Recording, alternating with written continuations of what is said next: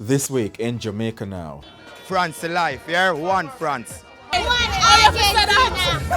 One Argentina, we say. Who will it be? Jamaicans make the case for whether France or Argentina will lift the 2022 FIFA World Cup trophy. Shaggy hits back at criticisms over non-disbursement of $100 million raised in charity for Children's Hospital. We never give money to government. The number of alleged fraudsters in the Sagicor Bank multimillion-dollar theft has grown. A vice president is now ensnared. And thousands of government workers looking forward to increased salaries this month. I'm Jovan Johnson and this is Jamaica Now. The 2022 FIFA World Cup in Qatar is almost over, with just 2 matches to go in the global showpiece that started in controversy over the country's conservative rules and the treatment of migrant workers. Croatia and history-making Morocco will contest the third-place playoff on Saturday. Morocco is the first African nation to make it to the semi-finals of a World Cup. On Sunday, the best team in the world will be crowned. Lionel Messi will lead Argentina into battle against Kylian Mbappe's France, the defending champions, who are seeking to become the first country to win back-to-back titles for the first time in 60 years. Jamaicans are divided, however, on who should win football's greatest prize. Winning the World Cup 3-1. Messi 3-1. I'm going to win it again and make Mbappe be the best international number 10 in the world. France life, yeah? One France. One Argentina. Stop it, our man, you get beaten. That is not the side. That is not the side. One Argentina. One Argentina, we say. Are you a genuine French supporter or are you just a take on France? Long time. Zidane, man. At least 2 friends of one of the Moulton sisters arrested for alleged fraud at Sagicor Group Jamaica are under police radar. Police sources say further arrests are likely in coming weeks. Those details are emerging after Wednesday's arrest of Alicia Moulton-White, the outgoing vice president for marketing at the financial institution. She has been charged with conspiracy to defraud, receiving stolen property, unlawfully making available data or device for the commission of an offence, and engaging in a transaction that involved a criminal offence. Her attorney, Bert Samuels, says the charges relate specifically to $661,000.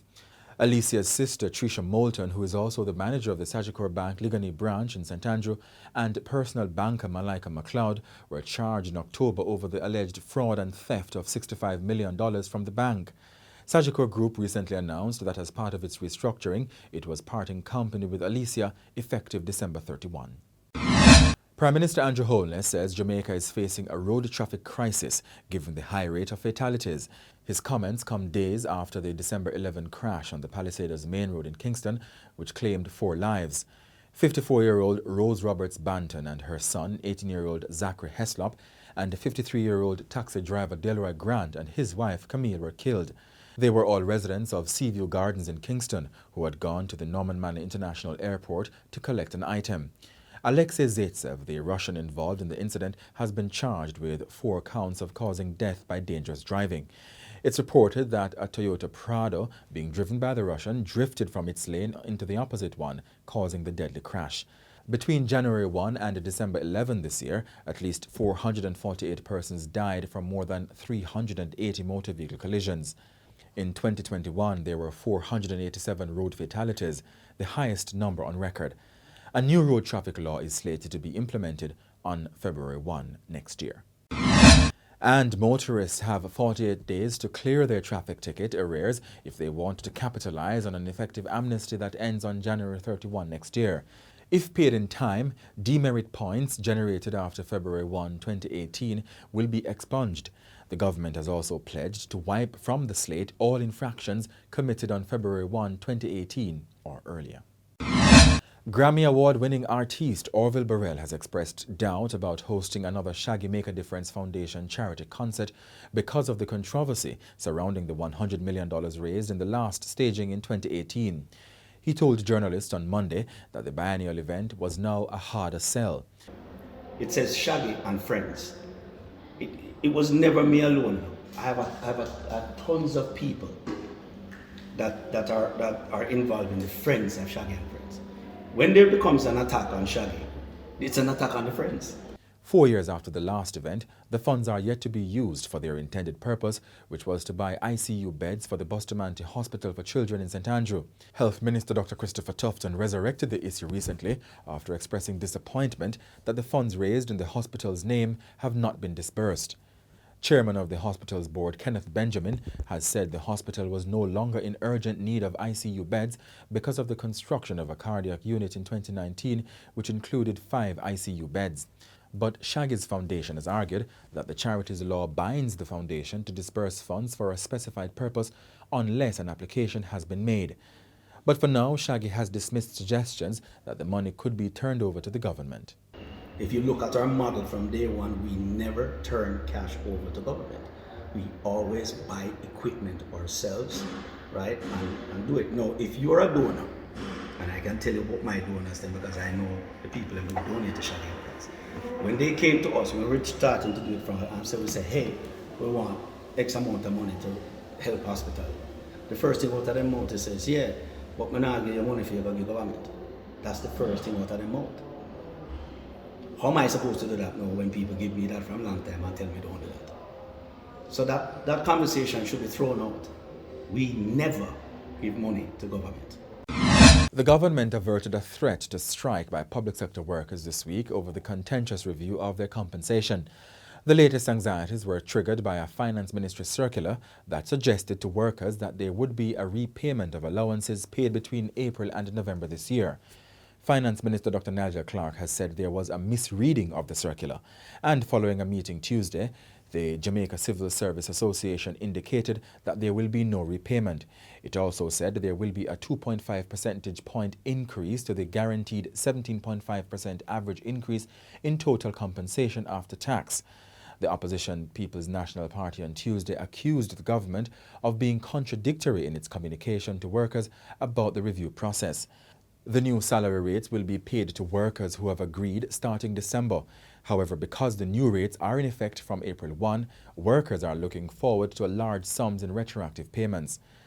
And the finance minister has warned that there may be problems when the December salaries are paid, given the introduction of the new system. A St. James woman was killed at her Mount Carey home on Wednesday and her daughter injured after gunmen forced their way inside the house and opened fire at the occupants. 53-year-old Melvin Cross was killed in the incident, which took place in a section of the community called York Bush. Miss Cross's youngest son and her daughter-in-law reportedly ran from the house during the attack and were chased by the men. Residents say Miss Cross was the mother of Anthony Angus, who had been named a person of interest by police investigators who are probing a double murder in York Bush over 2 months ago. And the police have not established a motive for Sunday night's shooting death of 2 security guards at China Harbour Engineering Company's compound in Plantation Heights, St. Andrew. 22-year-old Brandon Small and Lincoln Royal were found dead at different sections of the property. A third guard was found alive. Less than a week before the incident, oil was reportedly stolen from the property. And that's it for this edition of Jamaica Now, your weekly review of the big news stories. Send us your comments at onlinefeedback@gleanerjm.com. Follow us on Twitter and Instagram at Jamaica Gleaner and on Facebook at Gleaner Jamaica. Like this video on our YouTube page, turn on the notification and subscribe today.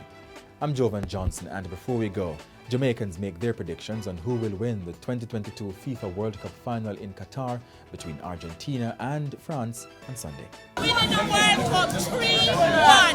Messi 3-1. 1 Argentina. Stop it, Jamaica get beaten. That is not the side. That is not the side. 1 Argentina.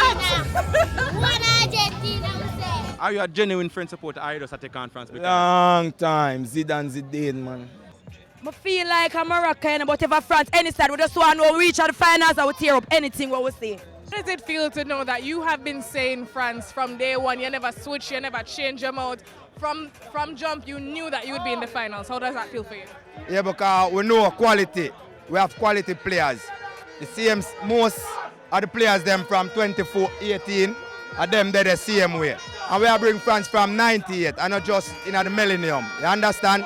I'm going to win it again and make Mbappe be the best international number 10 in the world. France life, yeah? One France. Argentina for life! And Messi! That man come from space! Irish blood him have, Irish blood! The man a human! Lionel Messi to the world! Argentina! you think are going to win the finals? It have to be France. I mean, have to be France.